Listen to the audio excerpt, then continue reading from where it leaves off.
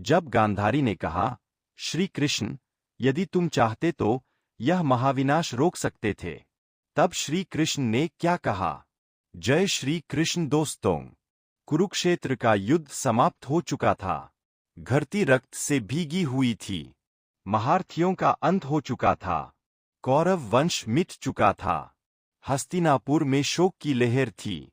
उसी समय पुत्रवियोग में जलती माता गांधारी का हृदय क्रोध, पीड़ा और प्रश्नों से भर उठा। वे श्री कृष्ण के सामने आईं। गांधारी ने कांपती हुई वाणी में कहा, हे कृष्ण, तुम तो स्वयं नारायण हो। यदि तुम चाहते तो यह महाविनाश रोक सकते थे। तुमने द्रौपदी की लाज बचाई, अर्जुन का सारथी बने, धर्म की रक्षा की। फिर यह युद्ध क्यों होने दिया? मेरे 100 पुत्रों का विनाश क्यों होने दिया? क्या तुम्हें यह उचित लगा? यह प्रश्न केवल गांधारी का नहीं था, यह हर उस मनुष्य का प्रश्न है जो जीवन में दुख देखकर ईश्वर से पूछता है, प्रभु, यदि आप चाहे तो सब बदल सकते हैं, फिर कष्ट क्यों? श्री कृष्ण मुस्कुराए नहीं। उस दिन उनका उत्तर गूढ़ था, गंभीर था और चेतावनी से भरा था। श्री कृष्ण बोले, माता, मैंने युद्ध रोकने का हर संभव प्रयास किया था। मैंने शांतिदूत बनकर दुर्योधन के पास गया। 5 गांव मांगकर पांडवों को समझौते के लिए तैयार किया। सभा में धर्म का संदेश दिया। पर जहां अहंकार कान बंद कर दे, वहां भगवान भी विवश हो जाते हैं। गांधारी स्तब्ध थीं। कृष्ण आगे बोले, माता, युद्ध मैंने नहीं कराया। युद्ध तो अधर्म ने कराया। जब द्रौपदी का अपमान हुआ और सभा मौन रही, तभी युद्ध शुरू हो गया था। जब भीष्म अन्याय देखकर चुप रहे, तभी युद्ध शुरू हो गया था। जब द्रोण पुत्र मोह में न्याय भूल गए, तभी युद्ध शुरू हो गया था। जब दुर्योधन ने लोभ को धर्म समझ लिया, तभी विनाश तय हो गया था। फिर श्री कृष्ण की वाणी और कठोर हुई। युद्ध रणभूमि में नहीं, मनुष्य के मन में पहले होता है। गांधारी ने पूछा, तो क्या भाग्य पहले से तय था? श्री कृष्ण बोले, भाग्य कर्मों की छाया है, माता। मैं मार्ग दिखाता हूं, पर चलना मनुष्य को होता है। मैं चेतावनी देता हूं, पर सुनना मनुष्य को होता है। मैं धर्म बताता हूं, पर चुनना मनुष्य को होता है। फिर कृष्ण ने वह वचन कहा जिसे सुनकर कलयुग भी कांप जाए। मैं रोक सकता था, पर तब मनुष्य अपने कर्मों के फल से बच जाता। और जिस संसार में कर्मों का फल न मिले, वहां धर्म जीवित नहीं रह सकता। यह सुन गांधारी की आंखों से अश्रुधारा बहने लगी। श्री कृष्ण बोले, माता, याद रखो, जब अधर्म सीमा पार करता है, तब विनाश दंड नहीं, शुद्धि बन जाता है। फिर उन्होंने एक ऐसी चेतावनी दी जो युगों के लिए संदेश बन गई।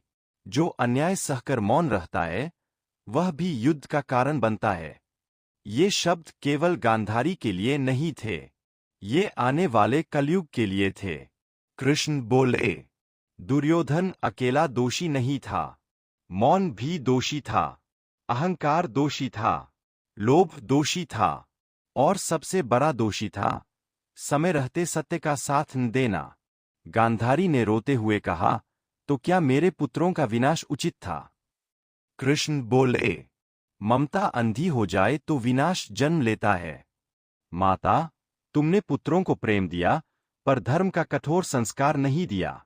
यह सुन गांधारी का सिर झुक गया। श्री कृष्ण ने कहा, याद रखो, जहां पुत्र के दोष पर माता मौन हो, वहां महाभारत जन्म लेता है। कैसा कठोर सत्य! आज भी कितने घरों में यही होता है। गलत को प्यार के नाम पर बढ़ावा दिया जाता है। अहंकार को स्वाभिमान समझ लिया जाता है। लोभ को बुद्धिमानी कहा जाता है।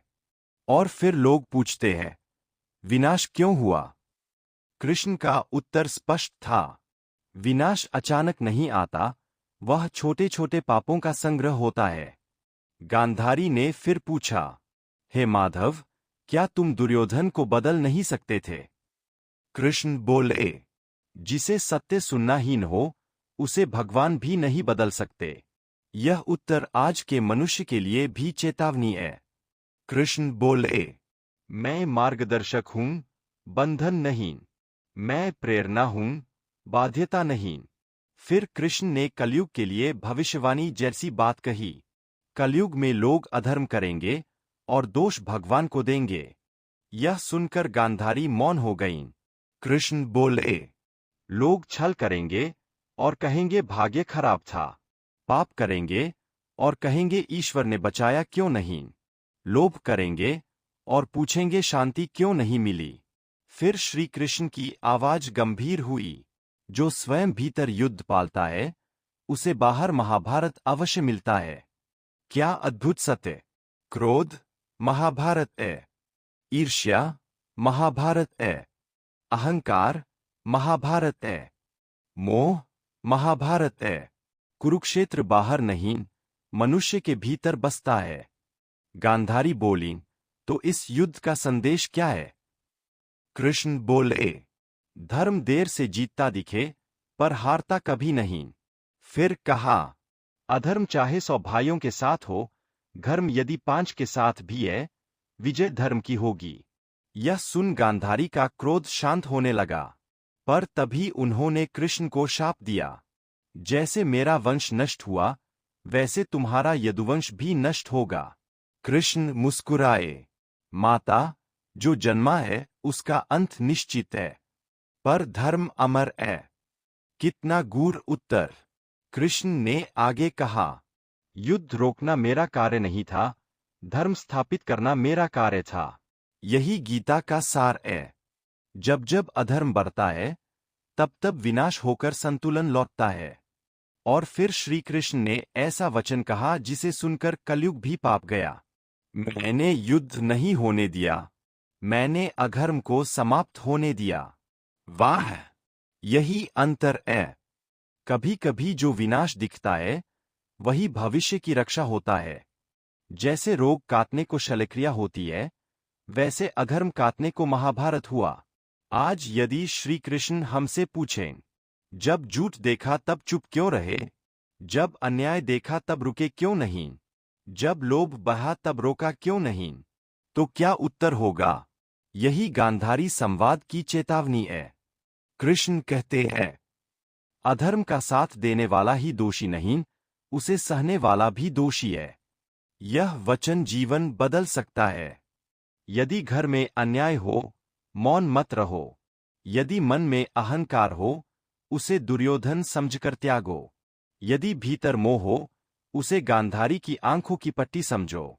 यदि सत्य सामने हो, अर्जुन बनो, क्योंकि कृष्ण सारथी उन्हीं के बनते हैं जो धर्म के रथ पर बैठते हैं।